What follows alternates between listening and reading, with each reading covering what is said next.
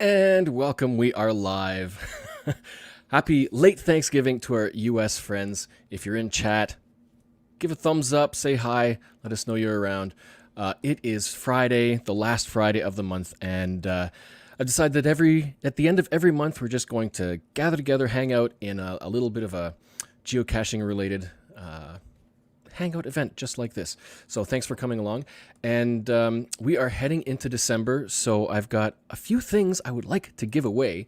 So watch the ticker below, which is on right now, for information about these giveaways. So for people in chat, if you post a hashtag TFTC, then you will have a chance to win a Christmas tree themed travel bug. Yeah. And we'll send that off to you. So that's a draw for live chat. And there's also a little bit of a giveaway for patrons who are patrons by December 1st. So one lucky patron will get the very last CTL Cache the Line path tag number 0. Can you see that? A reflection. The sun is really the sun. The light is very visible. Let's see if that'll work. Ooh, it's all existing patrons already got some of these long ago, and there's one left. So if you're a new patron by December 1st, one of you will get this last path tag. And throughout December, there will be a special deal for all patrons to get huge discounts on merchandise in the store, which you can find at t.cachetheline.net, or even for this specific shirt, cachetheline.net/EGA shirt, which is brand new. Excellent geocaching adventures. I like this shirt. I like that. This is based on the path tag design in t-shirt form. So if you want a copy of that, if you want one of these t-shirts, then visit that address below and you'll be able to purchase it. And if you're a patron, you'll get a huge deal. And that info will be going out to all patrons very, very soon. At the end of the event tonight, you'll also learn who wins the monthly Excellent Geocaching Adventure Path Tag for November, and there's one left in the first round to hand out. So if you are in the Excellent Geocaching Adventures Facebook group, there's a whole lot of information there about how you can enter and win things each month as well. So I think let's go. Let's get our intro for Thomas from Polymode Studios. Unmute you. How's it going? Hi, I'm good. Pleasure to. Say. If you are in chat, then by all means, just ask questions and we'll be able to pose them while we're live tonight as well. And at the video description, we'll also have links and other information about this game and the stuff we're chatting about. So if you're not watching live, there's all your info below. So, Thomas, first of all, what is TFTC? I thought it meant thanks for the cash, right? Well, yeah, in general, yeah. So basically, I thought the name could be reimagined for the game, but actually represents the geocaching, and it actually could mean something for the game, like Tales from a Cache. Yeah. Yeah. So there's the logo. Boom. Tales from the Cache, TFTC. I like that design. That's a nice design. Yeah, so in general, the whole name is like a mini puzzle. You can fit in, and the whole lines is representing geolocations. Geolocation, yeah. Yeah, basically. So some clues in it. Yeah. So where are you from? Because you're 7 hours ahead right now. It's 1 a.m. your time, I think, right? Yeah, I'm from Lithuania, Europe, Vilnius, center of Lithuania. So for this game, I mean, there's the obvious question. Geocaching is an outdoor game. It's like you're out in nature, and you're creating a video game version of our outdoor nature hobby. So what prompted you to start creating this game? Well, this idea came from my experience when we headed out for geocaching with my wife at winter. Yeah, it was a winter, and there was some like mystical place. There is a small railway and steep curved hills, and there is snow everywhere. And basically, there was a power trail where you just go and log geocaches in a straight line. There are like 100 of them, and you just take it and sign it. Yeah. So but there was a specific place, like if you going down the rails and you saw the big tree, like oak, and around it there was animal skulls, I guess, nailed to the tree, and it was like, Whoa. holy crap. It was like scary at the same time, but it was so interesting. And the whole description was something I don't remember right now, but it was so cool. And I thought I would love to do the same atmosphere that I have felt when I geocaching at that day. So basically, yeah, the idea came from that experience, and I wanted to create something surreal, but with geocaching related stuff. So yeah, so basically that's it. So it was kind of like almost a video game in real life that you're Yeah. creating the video game now. Yeah, basically. When did you start? How long have you been working on the game? Oh, I don't even remember. So, well, the game development is fairly slow. So I started 4 years ago, I think. So it's not like every day, every time you just do something on a game. It's like in a week, 3 hours I spent on it, because work and other stuff let's get in the way. So it's slowly building up. Yeah, it's long and drawn out. Like your studio is just you, right? You're not a team of developers.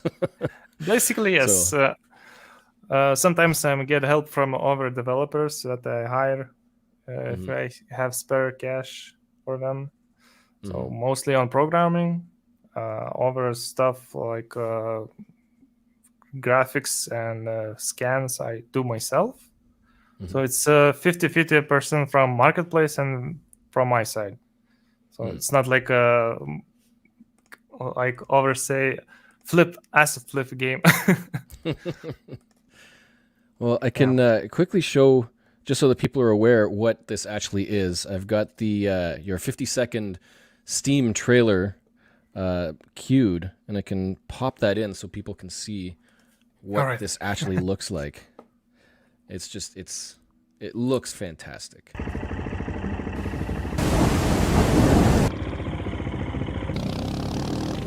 Like, that's the sound of a motorcycle.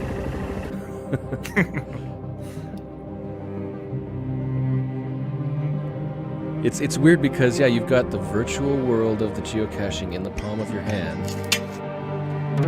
but it's on a computer. Definitely. There's like, this is a teaser in the sense that there's so much content in here that you're just showing a little bit of for now. And obviously, you were working on this. You've got a lot of programming and a lot of time behind all this content. But like, it's a bits and snippets, but yeah. Yeah. So, was there maybe a video game inspiration for this? Do you have any kind of like a foundation that led to this style? And because it uses the Unreal Engine, which is a very, very powerful and commonly used video game platform for development. Yeah, so I choose Unreal Engine for easy to use it. It's fairly understandably. I don't know. Layout is perfect for non-programming guy like me. It has visual programming, so yeah, you can see what you're doing visually. So it's cool. Yeah. Did you play? Do you remember the original Unreal video game? Yeah, Unreal Tournament. That was Yeah, called. It was so cool, and my mind was blown away. This was so cool game. those were the days. Yeah. So one question that I've been really wondering about is Mhm. whether there's an underlying storyline with this. Because I know it's in the early stages of development, right? So you're still Yeah. working on the foundation, but do you have an idea of like there's going to be some storyline progression from the beginning to end, or is it all gameplay? Yeah, there will be a story. It will be like a sandbox type story where you have to pick up the bits and pieces and you figure it for yourself. Like a dungeon, Souls-like game. There is the actual story, but it's scattered all around the world. So you need to collect data and pieces to get an idea of what's going on. So I'm going for that. So that player should do his own stuff and collect bits and pieces and figure out for himself what's going on. Right, Yeah. right. So there is kind of a mystery element to Yeah, the play. it's in early stages, but I give it to a story writer, and it's half done, I guess. If I can call it. And when it's done, I think I will start implement bits and pieces in first map or where you start playing. Yeah. Do you have the game on your machine playable? Because I have it queued up, but my computer is really not all that good. Well, I can play straight from my editor and show some stuff. Yeah. Because you have it currently in a kind of a beta state that people can play test it. Yeah. So they are very helpful for noticing the bugs that I don't notice apparently. Yeah. Yeah. And Definitely, it's if not anybody's... gonna. Oh, sorry. Go ahead. Definitely, it's not gonna be a AAA title that is super perfect in every way. It's gonna be my product. I'll do my best to look at as cool as possible and playable, but there will still be minor errors. It's Right. unavoidable. And yeah, and you have it listed on Steam as Tales from the Cache by Polymode. Is that something that people can just go there and download the current state and play through it, or do they have to request it? No, at the moment we can't download it. It's closed beta, and I select people who can download it by providing a CD key. But the page is available to wishlist to notice people when it's ready. Yeah. So you want to go to the Tales from the Cache on Steam and then flag it so you can follow it and keep track of the updates, or maybe get selected to play test. Yeah. I don't want to show what the game looks like on my PC until we see what it looks like on yours. Well, you can show it. Because that could really highlight the difference. Or I can show on my end from Steam. Well, here's the title. I remember when you saw this for the first time, you were just like, "Oh, ugly." But I have all of the graphics set to the lowest possible settings. It's not loading up with textures. There's like nothing special about this at all. But yeah, if we start a new game, it'll probably take a while to load. But I mean, like, this is what it looks like I think this is near full quality, probably. That's just a screenshot.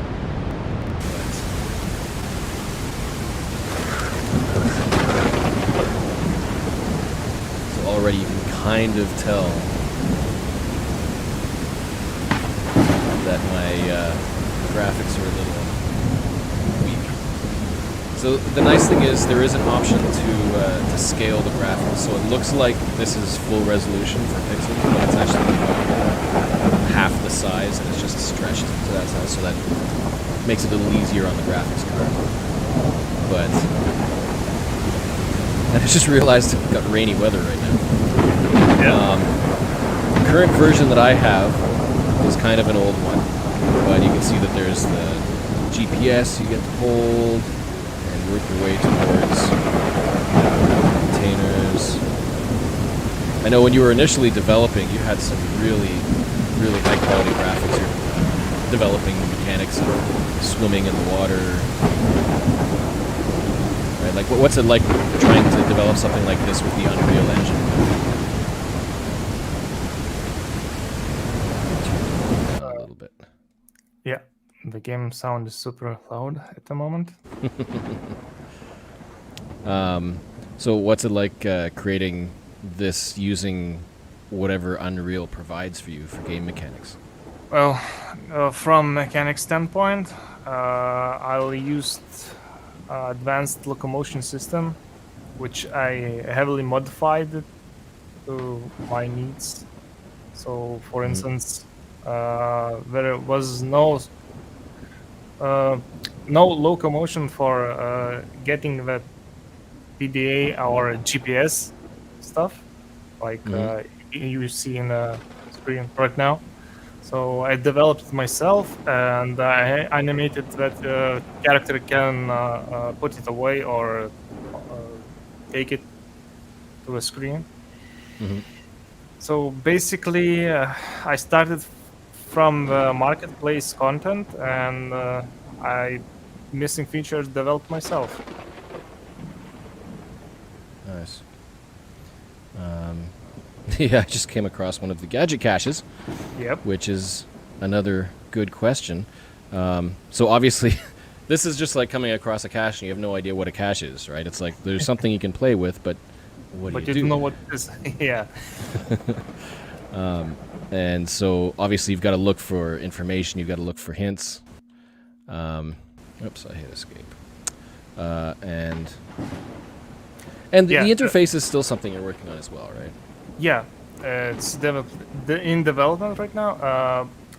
This puzzle is a slide puzzle inspired by Baker Six Clan workshop. He actually did it in real life. So I thought it was cool, and I wanted to recreate it in a game. This is just a prototype. Just put it on a tree, so just messing around. I think the code is 435, if I remember correctly. I would make changes, but it looks like the beta has kicked in. Yeah. I am currently stuck and unable to do anything. Oh man, so embarrassing. See, I've been playing with this and have never really come up with any bugs, and then suddenly decide to do this show, and then everything starts happening. That's the way it always works. If you are able to get your copy up and running, then it'll look a lot better, and you'll know exactly what works and whatnot at this point.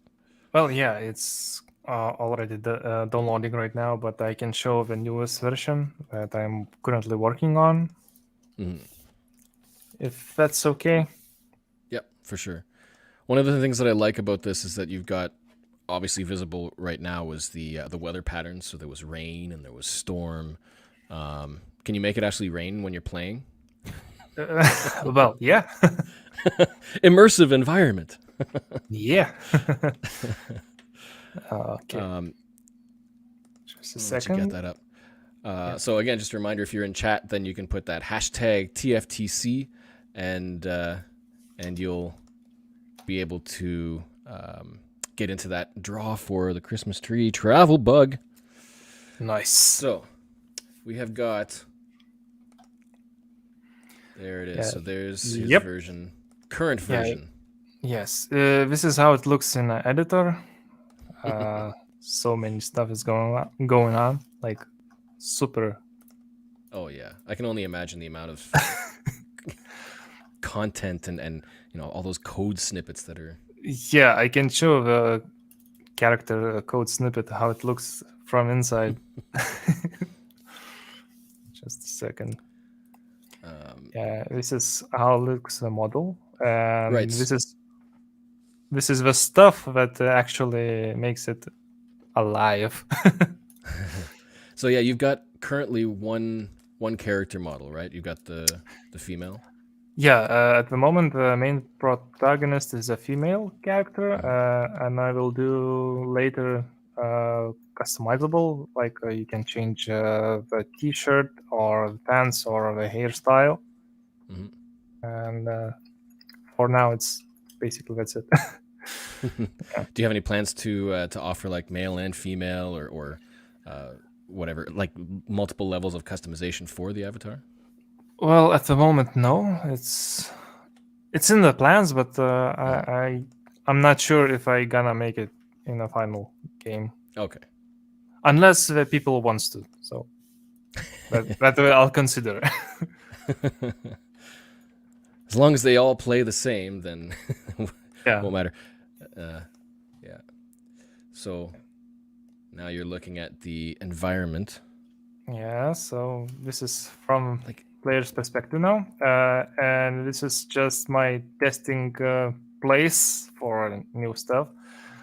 So new addition, it will be some like Da Vinci's Code box where you need to cryptex. Yeah, definitely. Where you need to align the codes. So this is still in production. There's missing textures, as you can see. The selection texture is missing, and but numbers will change into something else, like codes or any other crypto stuff. Right, and the nice thing about this style of puzzle design, I guess, is that you can have many cryptexes around the map, and you've got to figure out which one is where, and then you can have different answers. So there's no shortage of puzzles that way. But so you're building gadget caches within the game. Yeah. Oh, and we just saw a little hint there. There was I saw a logo. Yeah. Look at that. Wait. This looks better now. You had mentioned on social media that people can submit their signatures to be included in the game. So do you have plans to make that something that people can do on their own, or is this like a special development stage? You can be included in the game if you want, sort of thing. Yeah, it's mostly for including the existing ones into existing models, I guess. Not like you can add yourself. Yeah, and then that's another. Was that right in the rain? See, there's another question. One of the things that I had is that have you thought about working with other people or companies for like cross promotion? Because if you can get right in the rain in there, then you could potentially kind of, in a sense, build another geocaching world within this virtual world. You can like bring in names that people know, or work with cache creators. So maybe you can work with somebody to create a virtual gadget cache created by the person who makes these caches in the real life. Yeah, I thought about it, and at the moment, I'm still doing a list which should be in the game, and I think I'll ask Baker or in my local country who wants to build a cache so I can directly connect. Basically, what I want to do is create a real cache and inside a game that actually looks the same, and you can directly you directly see the puzzle and in the game and in real life and solve it. So it would be interesting if reviewers would allow the use of the game for puzzles of caches in real life. Probably wouldn't happen, but it'd be neat. So yeah, the environments there are so much better. You can see the even just the realistic the weather patterns, the shaders for the sun, the glare. Hey, the sun is out! Yay! So I can change weather condition. Just small detail, but look at the trees right now, which should change this way. Okay, so it's should be storm right now, and it should sway much more. Here it is. Oh yeah, the wind. Oh, nice. Yeah. Now, can you climb trees? I have to ask. I love tree climbs. Yes, you can climb, but not at the moment. I implemented the climbing mechanics into player, but I haven't set up the correct trees to climb it up. Because that would be fun, especially if you've got the waving canopies and you're in the tree at the same time. Oh, I haven't thought about it. But there's like there's so many things you could do with this game, but yeah, it's just an overwhelming list of features and things, and people forget that there's programming involved, and it's very technical and very complex. it's very time consuming. Actually, you can do it, but it will take much more time than just adding that already exists. So I'm thinking I done the main mechanics for pet containers, where actually you let me show it. It would be much easier to show than explain. Yeah. So basically, if you find the pet container, you just take it and look, open it, and typically you will see the logbook in it. And if you take it, later I will do that. You can open it, and when you open it, it will register as found, and you get the experience and other stuff like improve your character. Yeah. So what would be neat as well is if in your profile you could maybe draw your own signature. So like with a mouse or however you're interacting, write your own signature, and then you'd be able to stamp that on the logbooks that you find. Yeah, I was thinking about it, and it was something that I will include in a later patch.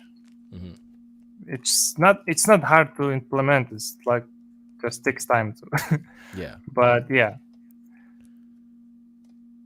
So like it's now the weather is changing, and you can see how it's changing from the sun to the rain, and the wind is getting stronger and stronger. Yeah. So one of the things that has come to mind with the fact that it's like a video game of geocaching is how what's your demographic? Like what kind of people are you thinking will want to play the game? Because I think a lot of people think, well, I'd rather be outside, right? So what would draw people, geocachers, to play a game like this that's digital? Like you're sitting at your computer. Like, is there a draw, like I mentioned earlier, a storyline, or like if it's a video game, or if it's just like ASMR, you're just here to appease your desire to feel like you're in nature. My main goal for this game was exploration and urban exploration, where you can find abandoned houses. And it's interesting to go there and explore without getting in danger, like hurting yourself or slipping anywhere. So I want to combine the geocaching for getting solving puzzles and collecting treasures, and with that stumbling upon abandoned houses or any other object that is interesting.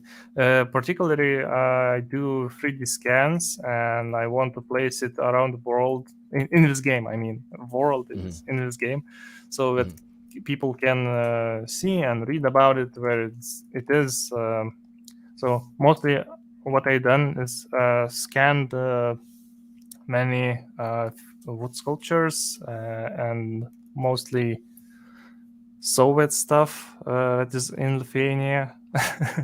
So I thought it would be interesting to have sculptures in a game which is nowhere to see in other countries, just specific to this region, and place it in a world like and show. Okay, I think it's not in this map. Or me, no. So like, oh, okay, there we go. Okay, Oh, cool. Yeah. So this was a 3D scan done in Grutas Park. This is an actual sculpture, and it's very big compared to the game. I can actually scale it, so it should. Yeah. Yeah, because I think that would be really neat if you. I'm not sure what kind of environment designs or like regional sort of things you have, but to build, say, different maps that are specific to certain regions. So, like you're saying, you're using sculptures in Lithuania and whatnot, and if you could potentially create a Canadian environment or a German environment or an Australian environment or something like that, where you could potentially highlight those landmarks and things that are regional. Yeah, definitely. That would be an expansion actually. For this is the first map. It's based on Lithuania. Every map mostly is a forest and abandoned places like this. It's not finished yet, but yeah. So you can expect that you can stumble on a world when traveling, finding caches. Yeah, because I think that would be a nice draw as well, because if you're actually recreating locations that are, if not perfect, inspired by real world locations, then it could give people another reason to get in there and actually start seeing things up close and personal. Yeah, so the Green Lakes is actually based on real geolocation, and the shape of the lakes is actually the same. Oh, nice. Yeah, that's why it's called Green Lakes, because it's green lakes in Lithuania too. Yeah. Yeah, because that I know that would be really cool to be able to go geocaching in another country in the virtual world. Like I think that would be a big draw for some geocachers. Well, for this matter, I'm not trying to recreate one-to-one because it's impossible, but I'm adding some elements that are actually true. Well, I kind of imagine Planet of the Apes, right? Like you've got an environment, but then you're drawing in elements from known locations. Yeah. So it could be a fictional region, but you're importing things that people recognize that they can explore and find, and then underlying that there could be a story as well. Yeah, as well. So I want to show the finished birdhouse puzzle. Ah, yes, the birdhouse gadget. Yeah. Yes. I like this idea. I'm not sure if the version that I tried was the final version, but no, it was a nice little gimmicky. Yeah, it's actually based on a real one that I stumbled in my experience. It was super cool, and I thought I should do it in a game because for me it was super cool. It was like mind blown when you open the drawer. So, okay, let me open it. So many keys in there, and it's like, what? And none of them fits this hole. Like actually, you can pick it up, but you can open it until you see it down below. You have one key and another key. Tricky. Yep. It only shows when you open the drawer. Right. So you need to figure out what to do. And then you have a key, you can interact it. And for every player, this puzzle will be different. For now, it's like easy, but for others might be longer and harder to open it. Mm-hmm. Yeah. So based So on skill of the character that you're playing no, with? it's random. Oh, okay. It's all random, so it's not repetitive. Mhm. Yeah, so I solved the puzzle, and I can see the content inside it.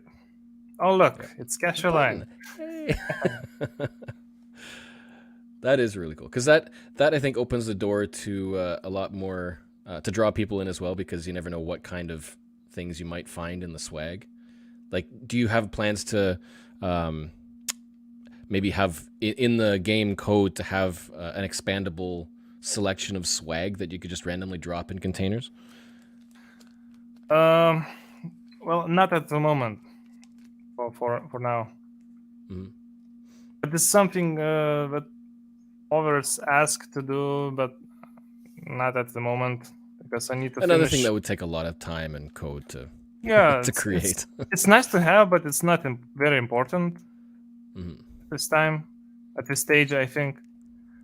But once I get a solid foundation, which I think it's getting closer to it, and I will add some much more features to it. Right. Yeah. One thing you haven't looked at very much yet is you have a skill tree. It was visible just briefly in that little teaser trailer. Can you explain like a this little bit one. about how that works? Yeah. So tech level is for your PDA and drone, motorcycle, basically everything that is tech stuff, like upgrading your PDA to have a UV light or drone to have a much more higher. I mean, sorry, sorry. I'll get a drink too. I need my coffee. Oops, I pressed the wrong button. Yeah. So every skill that I just okay. So tech level is for mainly for a motorcycle, your PDA, and drone. Agility is for your character, where you can upgrade your HP, agility, speedrun, stamina, and other stats.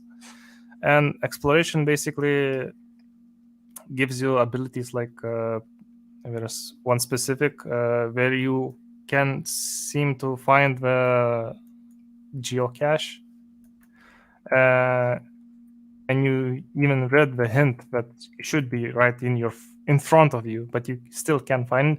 You can use the skill that is called geosense that will Yes. reveal for 3 seconds or more where it's placed.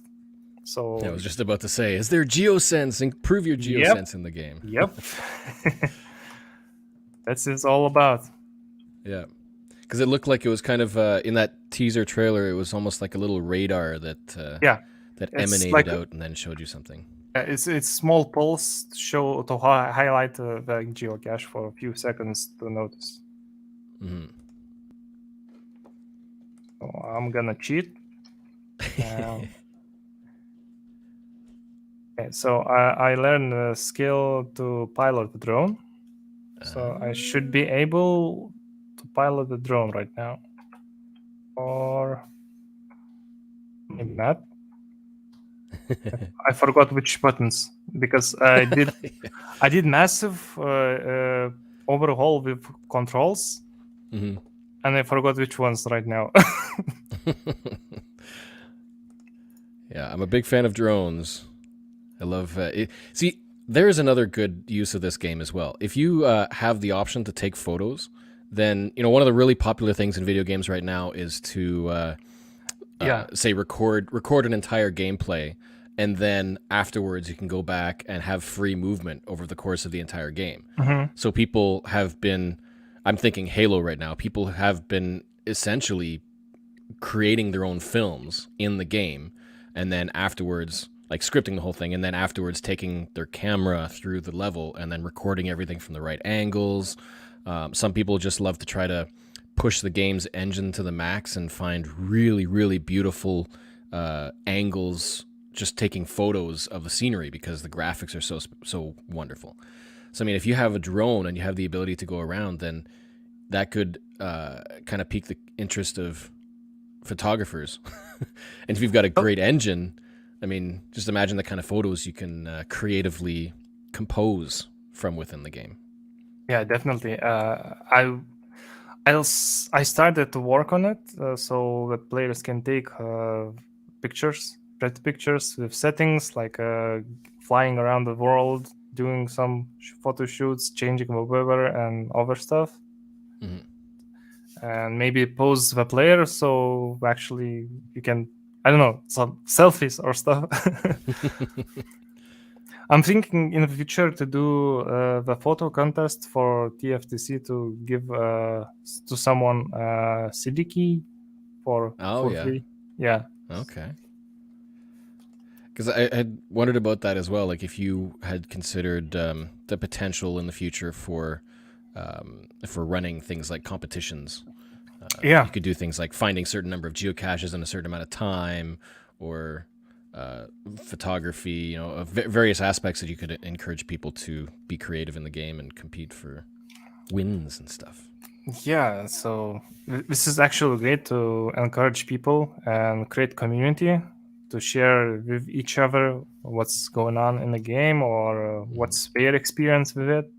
So yeah, I thought about it and I wanted to implement as soon as possible the photography, like not engine but controls, so we can easily move around the world and do photo shoots. Now, if you fly the drone, can you fly it into a tree and ruin your drone? Well, at the moment, no, because there is no sense of danger. It's like going through the tree. If only There's no, real life drones had that ability. Just yeah, fly through everything. be much easier.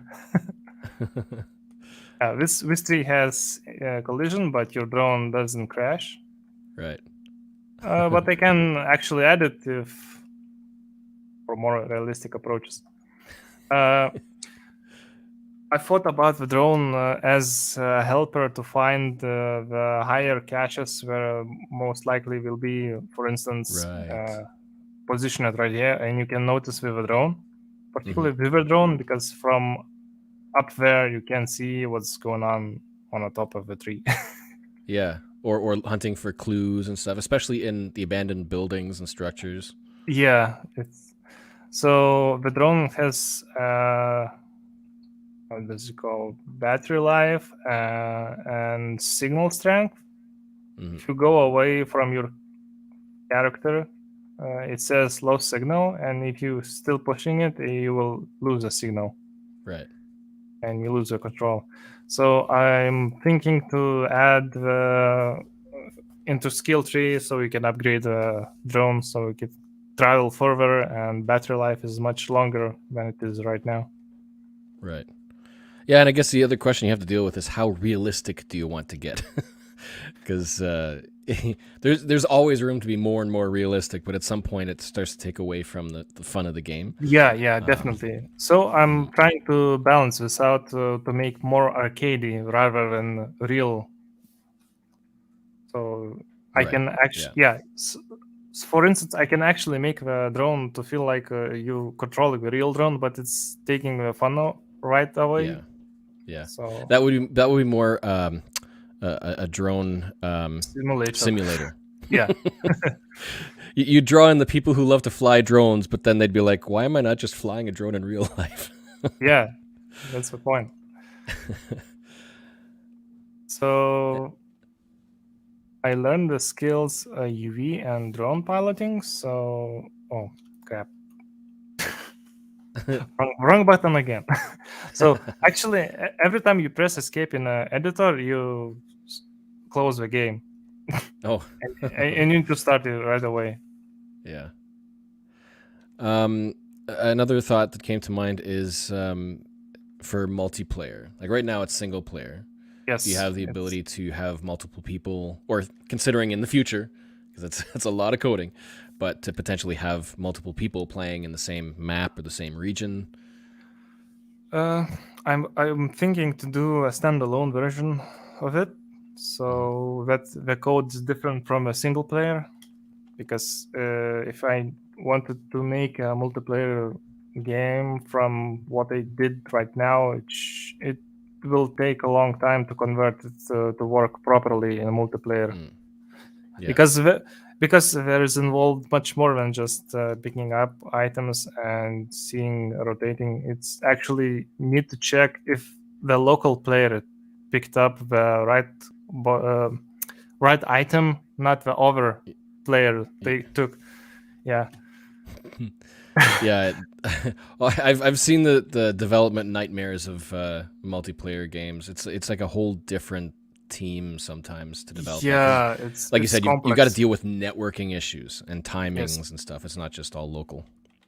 Yeah, it's, for instance, if one player will take this pet container and other is just standing right there, and if I don't do any code that checks if the player took this specific item, uh, basically what it means, it will show to another player that it took this pet container. It will show on screen and on this player and another player, even if it didn't take the pet Right. container. So yeah. The changes of one player need to be reflected for everybody at the same time Yeah. and in a So, different way as well. But it would be neat to be able to have gatherings and events and whatnot, like teamwork. If you team up together to go and try to find a cache and solve a cache. yeah. So that's what I'm thinking to do later down the road when I finish the main part of the map. I'll start doing the multiplayer experience, but it will be different from this one. So it's not gonna look the same like in a single player. Now this is all being developed under Windows, right? So not Mac or anything. It's just a Windows Steam. Yeah, it's only for Windows because if I want to develop on Linux or Macintosh, I need to have that computer specifically because engine runs specific code on different platforms. Right. See, there's no current, at least not closer than far off in the future, plans to port it to, say, iPhone or Android. Oh man, Android and iPhone. It should be I mean, powerful enough. I just imagine like taking this game on your iPhone while you're out geocaching. So you're geocaching virtually on your phone while you're geocaching real world. That sounds like Inception. Yeah. Geocaching while geocaching inside the geocache game. You mentioned earlier as well expansions. Do you have like ideas for sorts of additional content that you might be able to develop for it? I know you're still developing the main game, but like things like different worlds or different regions as well, countries and things like that. I think I will do that. What did this that game called? Hunt. I don't recall the name, but they did something like this. They have different maps for different regions, like different parks and cities, and so I was thinking to do the same. So as an expansion with a new map.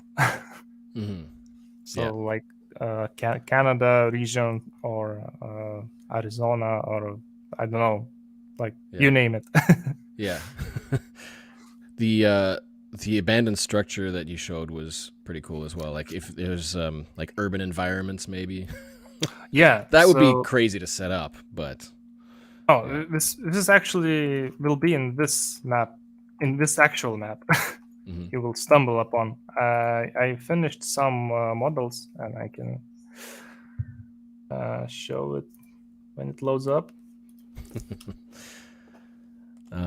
Yeah, because it would be really neat to be able to, I guess, download.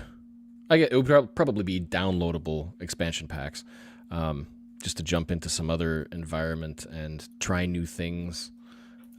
Like maybe I know in Germany there's a whole lot of special climbing gear required sorts of geocaches.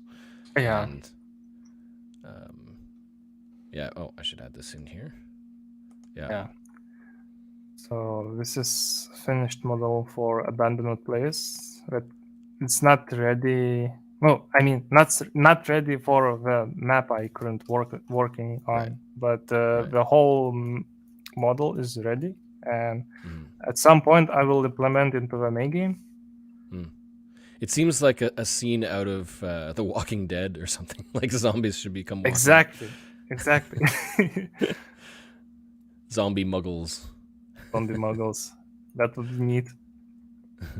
It's like you can actually walk through the window and see what's inside. Abandoned place. Yeah. No trespassing in this game. Yeah. Freely move whenever you want.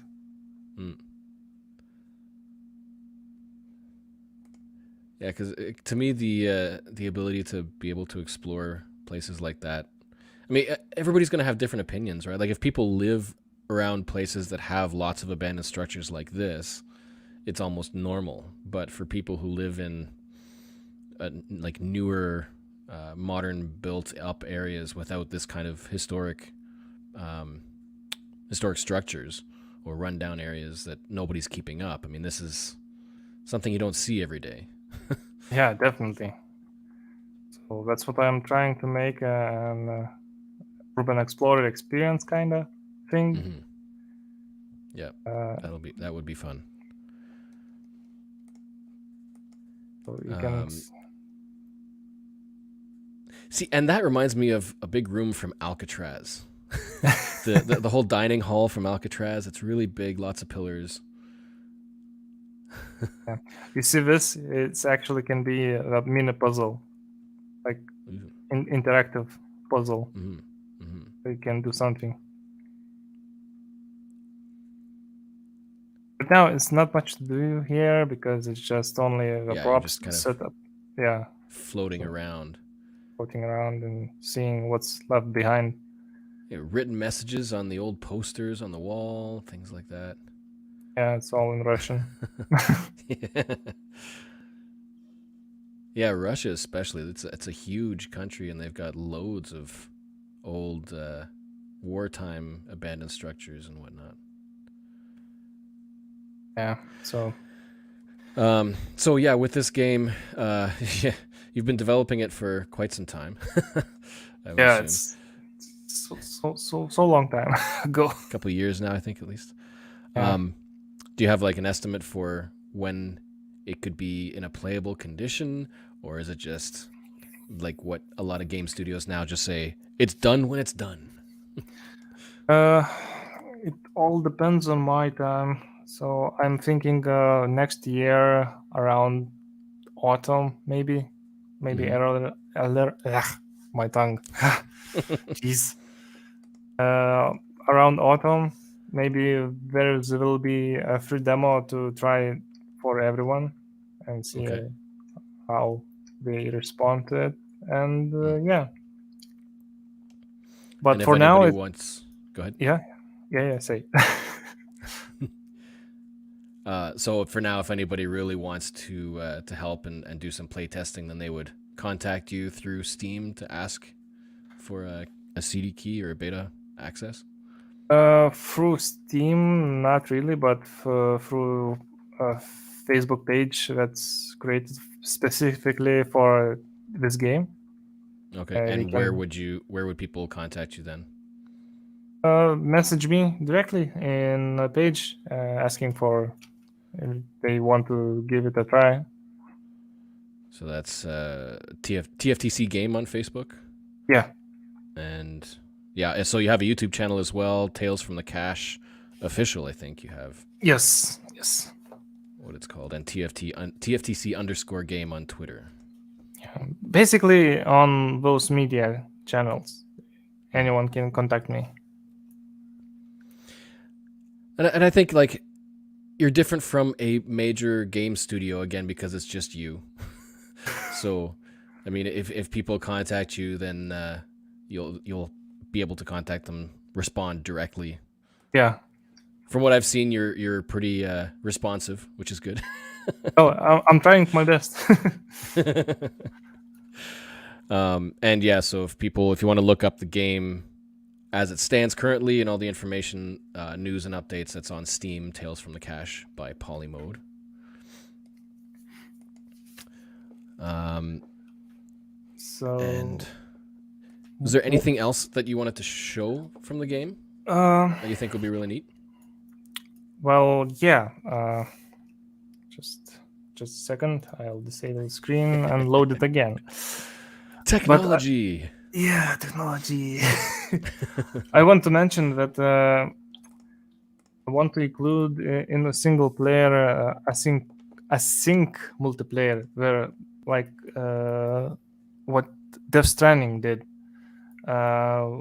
There's single player game, but you can see others people items in world, and you can use it. Like there's a cliff, and someone left the ladder to across the to bridge. I mean to bridge the two cliffs. Yeah. So I'm thinking maybe I can do something like this. Like if people who playing the game found a cache and they put something inside the cache so that other players can find it, or some indirect messages. That would be interesting as well, yeah, because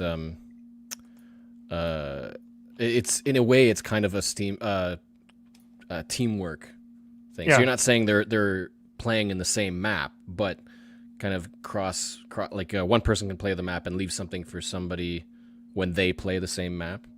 Yeah. So not necessarily simultaneously. That's what you mean? Yeah. Basically, what it is. That could be cool. Because you could. Imagine you could leave messages, maybe write messages on logs or on walls for people to find. Maybe people could create their own little scavenger hunts. Well, yeah, that would be cool, actually. So here is the Steam page for TFTC.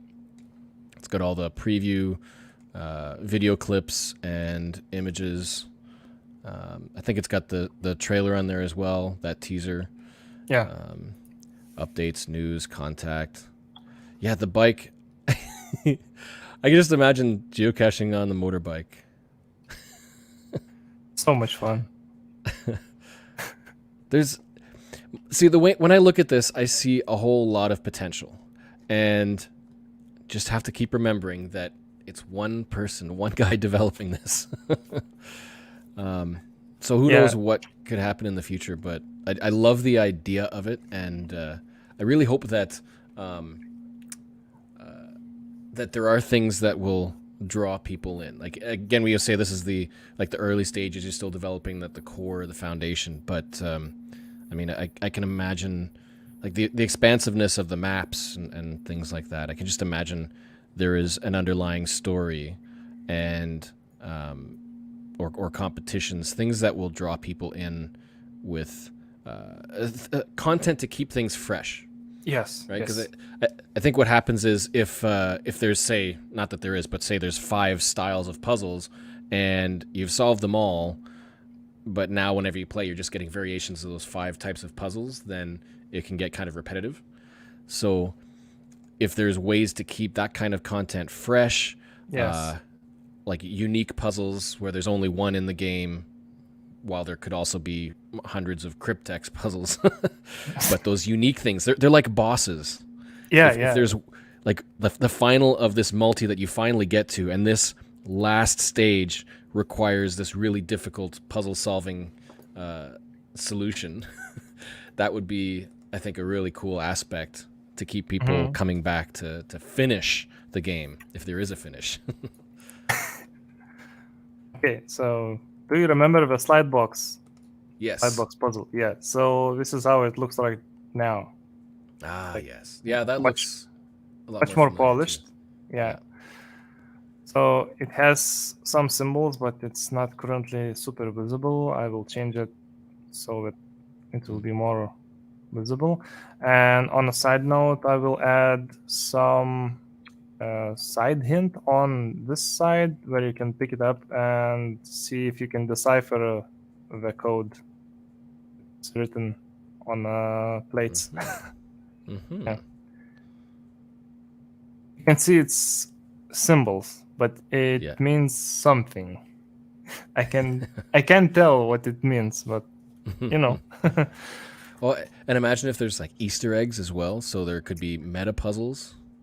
Yeah, sure. I get excited thinking about, like I said, all the possibilities for the game. It's almost that a real open world concept. Because a lot of these role playing games will develop based on an open world where there's no. It's not a linear game. You're not going from A to B to C. There's a whole bunch of stuff throughout the world, and you Yeah, can explore and find things out however you want to. And this seems very similar to that. It's very open world, but because of that, there's so much flexibility for what you could put into it. yeah, that's what I choose the open world type because I want to create non-linear environment and experience for player, so he can choose whatever he wants to do and what to pick. So, for instance, this cache called Wrench cache. It's located under the bridge. Yeah. So there it is. But he asks you to select an item, and that item is wrench. I put it right here. Oops, my bad. Pop the head up through the No, it's actually climbing up. through the boardwalk. Yeah, so like you do have to search around sometimes to find something that's missing in Yeah. order to solve the actual So gadget.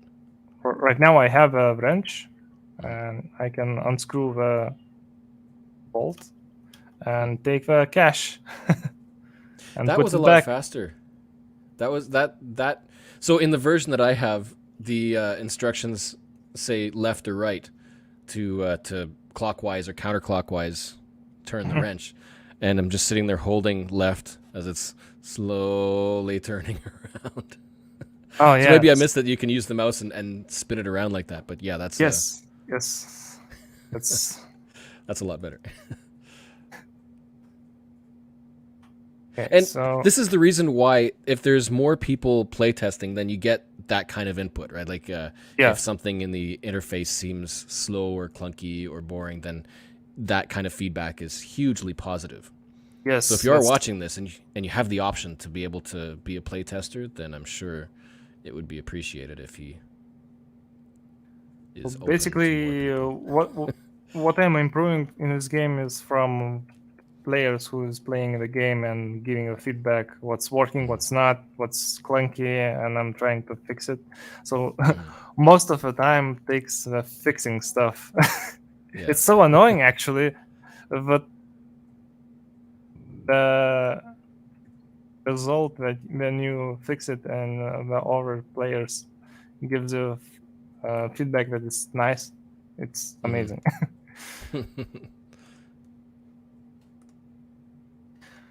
So yeah, basically, what they wanted to tell that I think I finished the main mechanics in the game, so that you can collect stuff and others. Now the phase will start on laying out on the map that but players can actually do something like collecting Yeah. stuff. Yeah. Right. Yeah, because I was playing through and the number of geocaches that you find increments, so you have statistics like that. The experience, you gain experience through doing certain things like solving puzzles and exploring and stuff like that. So there is a character progression.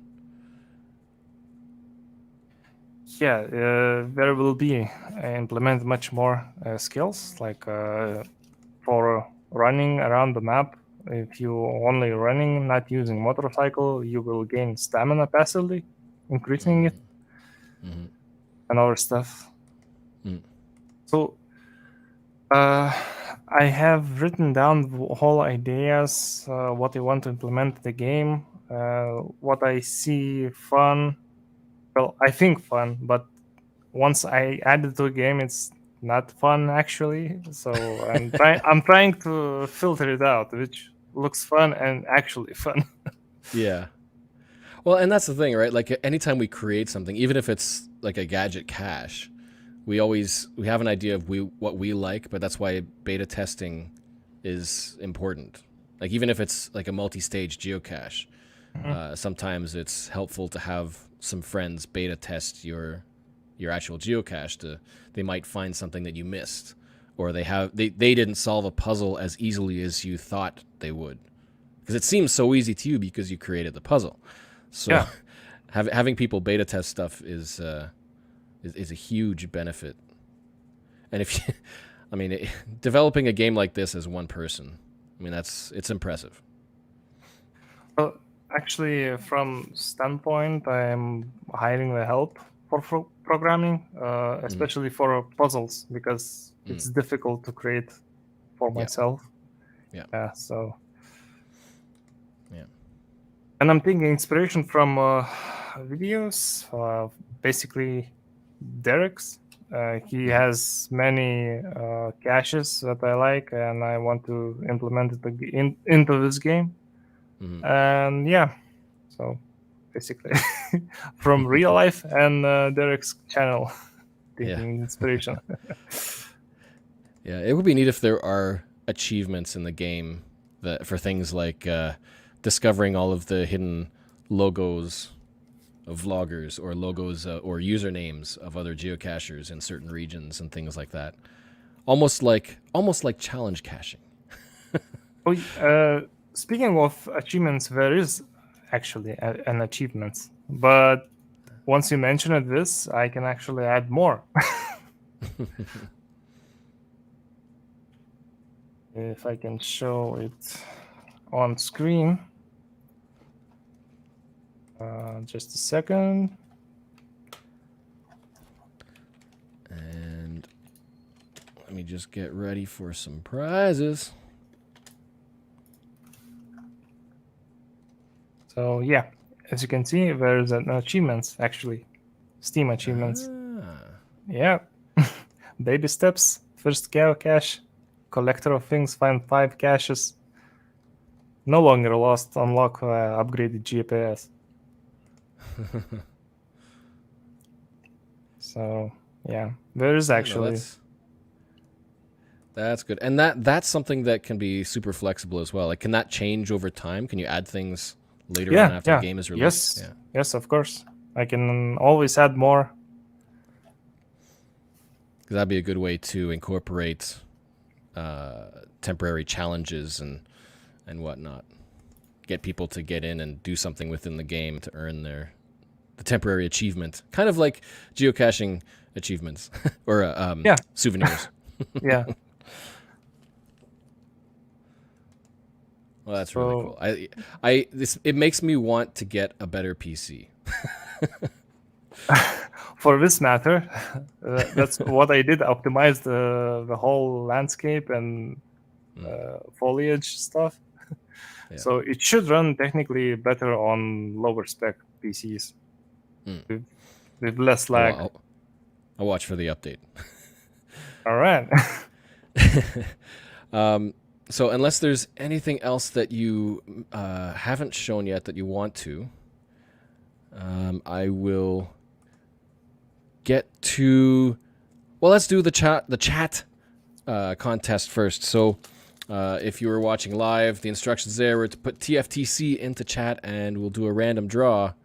And of all the people who have entered, randomly selecting right now, the winner is the Pizza Ninja. You have won the Christmas tree travel bug. We'll get that off to you once I get your information. Congratulations. And if anybody before December 1st signs up to become a new patron, one of you will win the... Oops. I like that model. That's just a really nice model. One of you will get this, the path tag CTL number 0. It's the black plated nickel, which is pretty cool. And that'll be in your first patron pack. And for all patrons throughout December, you will be getting a code or few to have huge deals on merch, like this. I gotta show it again. I like this. The EGA Excellent Geocaching Adventures t-shirt. Say yes to new excellent geocaching adventures. Nice. I like adventures. That's right. Whether it's real world or virtual. Rain or shine, hail, sleet, sun or cloud, virtual or real. Geocachers, we just like to find caches. And the mega winner, so the monthly excellent geocaching adventure winner for the Facebook group, which you can get to at cacheline.net/EGA. It's just easier than typing in the long URL from Facebook. The person who has received the most interactions for their adventure for November is Neil Moore. So Neil, you're getting the EGA, the last EGA path tag that I have of this batch. There is a new batch coming, so make sure you join the group because it is a path tag that is specifically for that Facebook group. So make sure you join at cacheline.net/EGA and watch for those contests. I'm going to change things up, I think, for next year.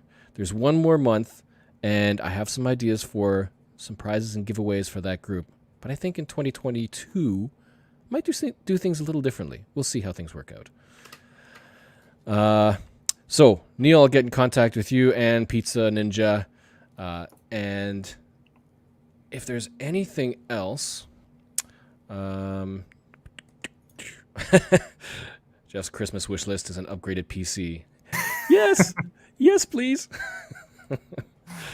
Oh, look at that. See, the better we can get realistic graphics and everything. Oh, that water is really going over the wood there. I'd be very wary of standing right there in real life. But the detail, man. That just looks so nice.